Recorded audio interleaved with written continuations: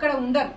మరి పర్యాటక క్షేత్రంగా అభివృద్ధి మన పక్క కాన్స్టిట్యున్సీ మంత్రికి సంబంధించినటువంటి శ్రీధర్ బాబు గారు వచ్చి మరి మీ యొక్క పరిధిలోనే ఉంటది, మా కాళేశ్వరానికి ఇవాళ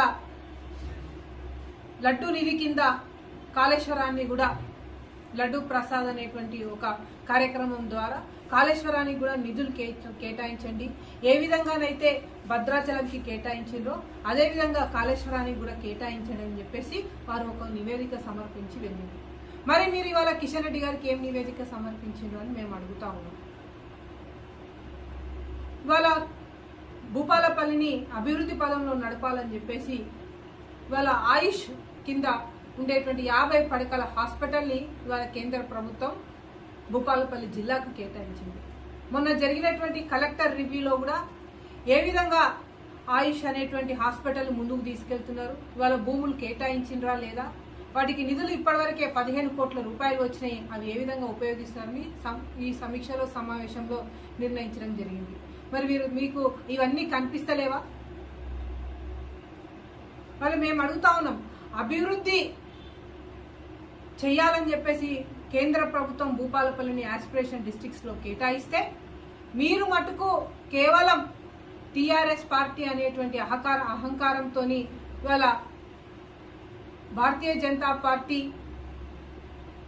సంబంధించినటువంటి క్యాబినెట్ మినిస్టర్ అని చెప్పేసేటువంటి ఒక అహంకారంతో మీరు ఇవాళ మా జిల్లా అధ్యక్షుడిని, భారతీయ జనతా పార్టీకి సంబంధించినటువంటి జిల్లా అధ్యక్షుడిని కరెక్ట్గా పనిచేస్తలేరు కాబట్టి అని మీకు ఇష్టం వచ్చినటువంటి ఊహాగానాలతో మీరు మాట్లాడుతూ ఉన్నారు. ఇవాళ భారతీయ జనతా పార్టీలో మేమందరం కలిసిమెలిసి పనిచేస్తూ ఉన్నాము.